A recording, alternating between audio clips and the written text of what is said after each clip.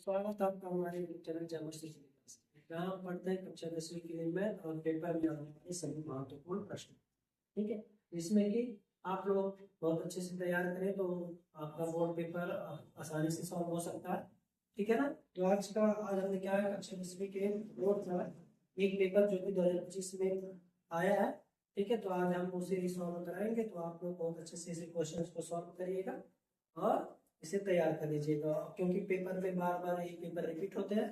ठीक है ना। तो हो सकता है इसमें से भी कुछ क्वेश्चन बन जाए या फिर इसी तरह के भी कुछ क्वेश्चन आपको मिल जाए। ठीक है ना। चलिए शुरू करते हैं। हम पहले सवाल की तरफ चलेंगे। पहला सवाल आपका कि वर्णनात्मक प्रश्न में है, जैसे कि दो नंबर वाले प्रश्न है, 4 नंबर का प्रश्न है। ठीक है, सभी प्रश्नों को हम आज हल करेंगे। ठीक है ना। तो पहला प्रश्न आपका है कि यदि एक बिंदु, तो एक बिंदु है 0,1, ठीक है, किसी दूसरे बिंदु 5,-3 और x, 6 से क्या है समदूरस्थ है, तो x का मान क्या होगा। ठीक है ना। क्या रहा, क्या इससे समान दूरी पर है। तो समान दूरी पर तो इसका मतलब क्या हो गया कि a b और a c, AC के बीच की दूरी और BC के बीच की दूरी क्या होगा, समान होगा। ठीक है ना। सबसे पहले क्या करेंगे, हमें AC के बीच की दूरी ज्ञात करना और CD के बीच की दूरी ज्ञात करना, दोनों को बराबर रख लेंगे तो जाके हमें x का मान मिल जाएगा। ठीक है ना। सबसे पहले हम निकालेंगे AC के बीच की दूरी, बीच की दूरी बराबर BC के बीच की दूरी, क्योंकि कह रहा है समदूरस्थ है तो बराबर होगा। ठीक है ना। तो पिछले वीडियो में हमने दूरी का फार्मूला बता दिया है, आप सभी लोग उससे जाके देख लेंगे। तो AC क्या है, AC के बीच थोड़ी कर लेंगे x2 - x1 का whole square plus y2 - y4। ठीक है ना। दूरी का फार्मूला होता है बराबर अंडर रूट, इसमें भी x2 - x1 का whole square plus y2 - y4। ठीक है ना। तो दो बिंदु के बीच की दूरी ज्ञात करने का फार्मूला ये होता है। तो अब हम क्या करेंगे, इसमें से इनके मान रखेंगे। ठीक है। तो अब देखिए इसे x1 y1 मान लेंगे, इसे x2 इसे y2 मान लेंगे, फिर इसको x1 और y1 मान लेंगे। ठीक है ना। अब पहले AC के बीच की दूरी रखेंगे, तो इसमें x1 y1 और x2 y2 का मान रखते हैं। तो करंट हो जाएगा आपका x2 का मान 0, x1 का मान 5 -5 का होल स्क्वायर प्लस y2 का मान 1 माइनस y1 का मान -3 प्लस 3 का होल स्क्वायर अंडर रूट। इसमें देखिए इसमें x2 का मान 0 माइनस x1 का मान आपका आ जाएगा x whole square plus y2 का मान आ जाएगा आपका 1 माइनस y1 का मान 6 का होल स्क्वायर। हो जाएगा कि नहीं हो जाएगा। देखिए इसमें क्या करते हैं, यहाँ से इसमें करो और इसमें करो, हो जाएगा कैंसिल। 0 में से 5 गया तो -5 का होल स्क्वायर और एक और 3 हो गया 4 का होल स्क्वायर। इधर 0 में से x गया तो -x का होल स्क्वायर और प्लस 1 में से 6 गया -5 का होल स्क्वायर। हो जाएगा। इसे देखिए -5 का स्क्वायर आपका हो जाएगा 25 प्लस 4 का स्क्वायर हो गया 16, x का स्क्वायर तो x स्क्वायर और -5 का स्क्वायर हो गया 25, प्लस 25 इधर इधर माइनस घट जाता है तो x स्क्वायर बराबर आपका हो गया 16, x बराबर कितना है प्लस माइनस का। ठीक है ना। ये आपके पेपर में 2 नंबर का प्रश्न पूछा गया, तो आप लोग इसे सॉल्व कर लीजिए। जो जो जो हम सवाल आपको बताएंगे उसमें भी आप बहुत अच्छे से तैयार करना होगा। ठीक है ना। तो उससे आप नोट कर लीजिए, आप स्क्रीनशॉट कर लीजिए, फिर आगे सवाल की तरफ चलते हैं। ठीक है ना। तो आप सभी को बहुत अच्छे से इसे तैयार करेंगे और उनकी इससे रिलेटेड जितने भी प्रश्न आपको बुक में मिलेंगे उन्हें भी क्या करिएगा, सॉल्व कर लीजिए। ठीक है ना। अब दूसरा प्रश्न कह रहा है कि बिंदुओं -3, -3 और 10, ठीक है ना, इसके बाद 6 और -8 को जोड़ने वाले रेखाखंड, कोई जोड़ने वाला रेखाखंड है, वो एक बिंदु, कोई भी एक बिंदु है, ठीक है, इसे -1 और 6, ठीक है। इस बिंदु का निर्देशांक है। प्यारा इसे किस अनुपात में विभाजित कर रहा है उसे ज्ञात करना। मान लीजिए किस अनुपात में, मान लीजिए इसे m1 अनुपात में, इसे m2, ठीक है ना। तो मान लेंगे कि रेखाखंड को बिंदु m1 तथा m2 अनुपात में विभाजित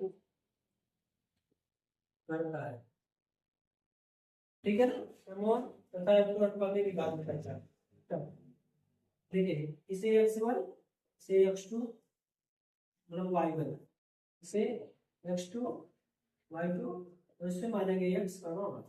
आपको पता है कि निर्देशांक ज्यामिति में क्या होता है कि कोई बिंदु जो है दो बिंदुओं को m तथा n अनुपात में विभाजित करती है, तो उसके लिए फार्मूला हो जाता है x बराबर m1 x2 plus m2 x1 m1 plus m2, ठीक है। और y बराबर हो जाता है आपका m1 y2 माइनस m2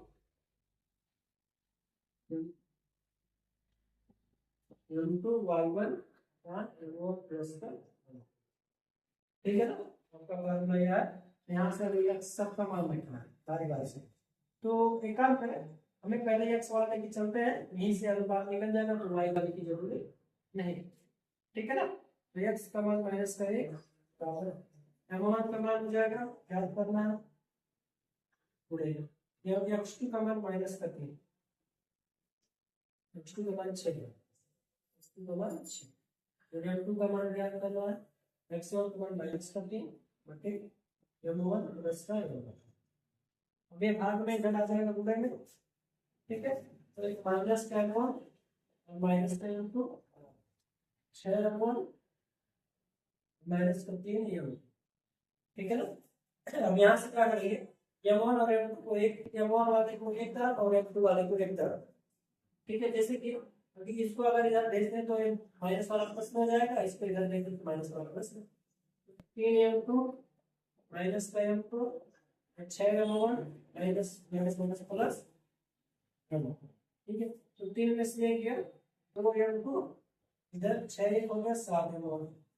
अब ये m2 को इधर भेज दीजिए, 7 उधर देख जाएगा, 2/7 बराबर m1 अपॉन, ठीक है। तो m1 अनुपात m1 अनुपात m2 क्या हो जाएगा आपका 2 अनुपात ये आपका हो जाएगा आंसर, ठीक है।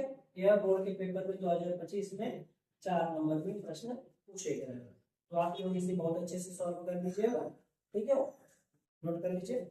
अगले प्रश्न की तरफ चलते हैं, बहुत इंपॉर्टेंट प्रश्न है, आप सब लोग बहुत अच्छे से इसे नोट करिएगा, ठीक है ना। और आप लोग की तैयारी आशा करते हैं अच्छी होगी, चल रही होगी, क्योंकि पेपर बहुत नजदीक हो गया है। आज तो आपका 25 दिसंबर हो गया, 5 दिसंबर हो गया, ठीक है। तो प्रश्न नहीं गया है, आप लोग बहुत अच्छे से आप इसे सॉल्व कर लीजिए।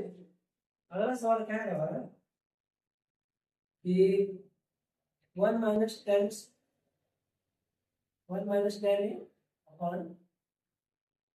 माइनस 40 का होल स्क्वायर इक्वल 10 स्क्वायर ए का आपको सिद्ध करना है, ठीक है ना।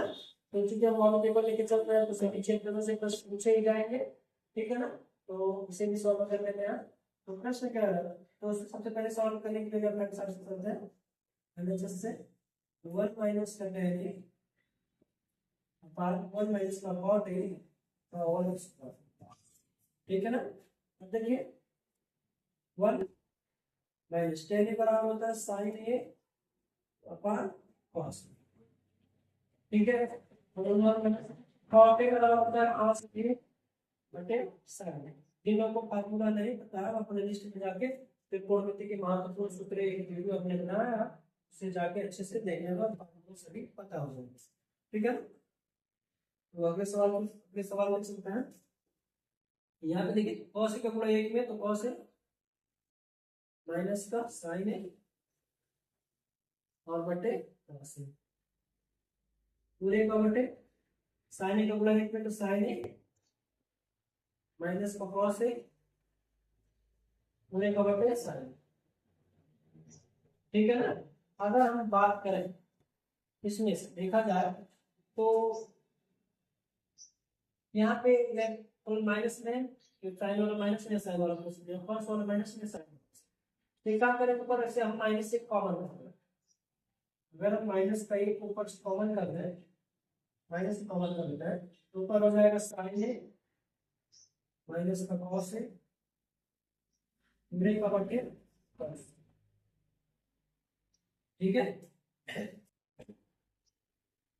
अब यहाँ हो जाएगा sign A minus cos A पूरे का बटे साइन हो जाएगा। अगर देखिए से में कैंसिल हो गया। अब नीचे वाला का प्लस ऊपर हो जाएगा वो आ जाएगा माइनस का साइन ए बटा कॉस ए और स्क्वायर। आपको पता है साइन ए बटे कॉस ए क्या होता है tan ए। ठीक है tan ए का होल स्क्वायर। अब आपको पता है किसी भी संख्या का वजन माइनस रहता है तो उसका वर्ग करके तो प्लस में जाता है आपका आ जाएगा tan स्क्वायर। ठीक है ये आपका RH। ठीक है ये आपके बोर्ड पेपर में यानी 4 नंबर के प्रश्न पूछे गए हैं। तो आप सब लोग इसे भी बहुत अच्छे से तैयार कर लीजिएगा। और पेपर 50 में हमने आपको एक वीडियो बनाना दिया है पेपर 50 के सब तरह का निकाल सकते हैं आने वाला प्रश्न। ठीक है तो आप लोग इसके लिए अच्छे से तैयार कर लीजिएगा और पेपर भी देख लीजिएगा। ठीक है ना। चलिए जाते हैं अगले सवाल के बाद चलते हैं। तो अगर वीडियो अच्छी लग रही हो तो चैनल को लाइक कर दें और अपने दोस्तों के पास भी भेज दें जिससे कि उन्हें भी पेपर का अंदाजा हो सके। ठीक है ना। तो आप सभी लोग बहुत अच्छे से तैयार करिए। चलिए अगले प्रश्न की तरफ चलते हैं। क्या है निम्नलिखित बारंबारता बंधन से माध्यिका ज्ञात कीजिए। ठीक है ना। तो माध्यिका ज्ञात करना है तो पहले सबसे पहले हम बना लेंगे आपका चार्ट इस प्रकार के बनाते हैं हम यहाँ। ठीक है तो इस प्रकार के बनाते हैं तो कैलकुलेशन थोड़ा सा आसान रहता है। ये वर्ग अंतराल दिया वर्ग अंतराल। ठीक है और ये दिया बारंबार। ठीक है तो पहले लिख लेते हैं 0 से 10 10 से 20 20 से 30 30 से 40 40 से 50 2 3 4 5। ठीक है फिर 7 फिर 9 फिर 19 15 और 7। ठीक है अब देखिए हमको सबसे पहले माध्यमान निकालना होता है। माध्यमान माध्यमान से हम ठीक है व्यवसाय निकालने के लिए क्या करते हैं सबसे पहले हमें बारंबारता निकालना है। तो बारंबारता देखते हैं तो बारंबारता यानी कि एफ हो गया। हम निकालेंगे संचयी बारंबारता। ठीक है संचयी बारंबारता क्या होता है इन्हीं सभी संख्याओं का हम योग करते हैं। ठीक है ना। तो यह हो जाएगा 7 9 7 हो गया 16 16 में 19 जोड़ेंगे तो 19 से 25 25 35 हो गया 35 में 15 जोड़ेंगे 50 50 में 7 जोड़ेंगे तो ये हो गया 57। ठीक है ना 57 हो गया यानी कि जो टोटल रियल का मान आ गया कितना है 57। ठीक है एक बार फिर से जोड़ लेते हैं ये 7 हो गया 9 7 होता है 16। ठीक है 16 16 9 25 25 10 35 हो गया 35 में 15 जोड़ेंगे 40 50 हो गया 50 7 57। ठीक है का मान आ गया। जो इसमें सबसे बड़ा मान होता है 19 इसे हम कहते हैं जो सबसे बड़ा मान होता है या उसे हम जो सबसे बड़ा मान होता है वह आपका एफ होता है। इसी के ऊपर वाला मान क्या होता है सीया। ठीक है ना इसके ऊपर वाला सीया और इस एफ के सबसे इधर आ जाएंगे तो ये वर्ग अंतराल में जो काला मान होता है इसे हम यल बोलते हैं। ठीक है ना और इन दोनों का जो डिफरेंस होगा उसे हम एच कहते हैं। डिफरेंस 20 और 30 यानी कि 10। ठीक है ये सभी मान याद रहेंगे आपको कैसे कैसे निकालना है। ठीक है अब हम फार्मूले की तरफ चलते हैं। आपको पता है माध्यिका का फार्मूला क्या होता है। माध्यिका का फार्मूला होता है यल प्लस n/2 - CF/F मल्टीप्लाई, ठीक है। फिर कुछ लोग इसे बोलते हैं कि L1 माइनस L2 अपॉन 0 कुछ भी, ठीक है। तो उसे हमें मतलब नहीं रहता, हमको बस फार्मूला आसान फार्मूला याद होना चाहिए। तो चलिए देखिए, तो L प्लस L का मान कितना है 20 प्लस L का मान आपका 57 बटे 2 माइनस CF का मान कितना है आपका, CF का मान आपका 16 पूरे का मान 19, ठीक है। और पूरे में H का मान आपका कितना, डिफरेंस कितना है 10, ठीक है ना। ये देखिए 20 प्लस, अब देखिए हम क्या करेंगे, 2 का गुणा 16 में करेंगे, 16 गुना 32, ठीक है। 32 को कर करेंगे 16 गुना 32, 57 माइनस 32 बटे 2 और गुणे को 19, ठीक है। और ऊपर 10 हो जाएगा। 20 प्लस 57 में से 2 में से 7 में से 2 गया 5, 7 में से 2 गया 5, और यहाँ पे 3 में से 2 तो 25 बटे 19 गुना 38 और गुणे में आपका 10, ठीक है। तो ये 20 प्लस का 250 और गुणे बटे 38, ठीक है ना। अब हमें क्या कर लेना है, 37 से भाग दे देना। सबसे पहले अगर हम 38 से भाग देते हैं 250 में कितना आएगा, तो 3 बार में 24 होता है, 8 बार नहीं जाएगा, 7 बार, 7 बटे 56 5, 7 तरीके 21, 21 5 हो गए 26, ठीक है। यानी कि 7 बार भी नहीं जाएगा, नहीं जाएगा 6 बार, 6 बटे 48, 6 बटे 48 अच्छा गया 4, 6 तरीके 48 हो गया 5, ठीक है। यानी कि यहाँ पर गया आपका 2 और यहाँ गया 5 22, बस में बढ़ा के 0, अब 5 बार में जाएगा तो हो जाएगा आपका 20 प्लस 10.5, टोटल जोड़ लेंगे 36.5, ये आपका मान हो जाएगा, ठीक है। ये आपका हो जाएगा आसान सा, ठीक है ना। तो आप सब लोग इसे बहुत अच्छे से याद कर लेंगे, ठीक है, क्योंकि पेपर में आने की संभावना सबसे ज्यादा रहती है। क्योंकि आपका 3 तरीके हैं, जैसे माध्य माध्यमिक बहुलक, ठीक है। तो उसमें से भी प्रश्न पूछ ले जाते हैं, और चूंकि एक प्रश्न आता ही आ रहा है, ठीक है ना, उसे नोट कर लीजिए और इस तरीके के सभी सवाल आप अपने बुक से कर लीजिएगा, ठीक है ना। चलिए आगे की तरफ चलते हैं, ठीक है ना। तो आप सभी लोग इस तरीके के सभी सवाल जितना भी आपके बुक में होगा उसे रिवाइज करते हुए चलेंगे, और हम वीडियो में आपको बता देंगे, कुछ प्रश्न आपको हल भी करने के लिए देंगे, आप उसे भी बहुत अच्छे से हल करके चलिए आंसर बता देंगे, ठीक है। चलिए अगले सवाल की तरफ चलते हैं। अगला सवाल आपका कह रहा है, बहुत आसान सा सवाल है कि संख्या 120 और 315 का एलसीएम ज्ञात कीजिए। तो आपका 120 और 315 का एलसीएम ज्ञात करना, हम दोनों का बारे में फैक्टर कर लेंगे। इसका 2 से काटेंगे तो 60, 2 से काटेंगे 30, 2 से काटेंगे तो हो जाएगा आपको 15, 3 से काटेंगे तो हो जाएगा आपको 5, 5 से काटेंगे तो ये, इसको देखिए 2 से नहीं कटेगा, 3 से काटते हैं, 3 एकदम 3 और 3 बचे 15, ठीक है ना। फिर 3 से काटेंगे तो 3 त्रिका 9, 3 बचे 15, ठीक है। फिर 5 7 से काटेंगे तो 5 से, तो एलसीएम क्या होता है, जो दोनों में मिलता है उसको सबसे पहले लिखते हैं, ठीक है, और जो दोनों में नहीं लिखता उसको बाद में लिख लेते हैं। सबसे पहले देखिए 3 और 5 मिल रहा है कि नहीं, मिल रहा दोनों में, इसको पहले लिख लीजिए 3 गुणे 5, ठीक है ना।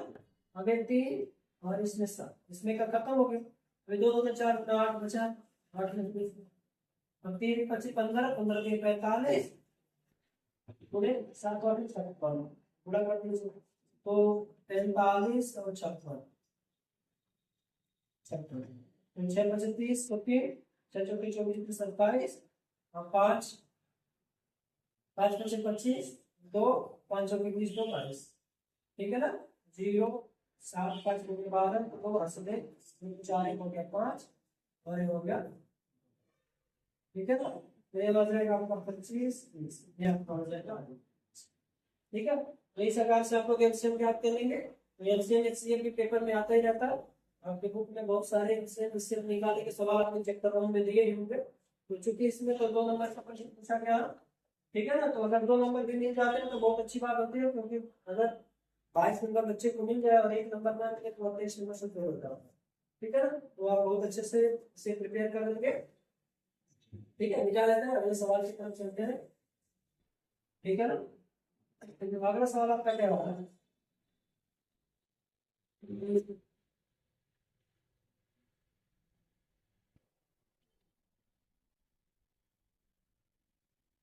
किसी त्रिभुज की भुजाएं क्रमशः 3 सेमी, 6 सेमी और 8 सेमी तथा दूसरे त्रिभुज की जो भुजाएं है क्रमशः, पहले एक काम करते हैं, एक त्रिभुज लिख देते हैं।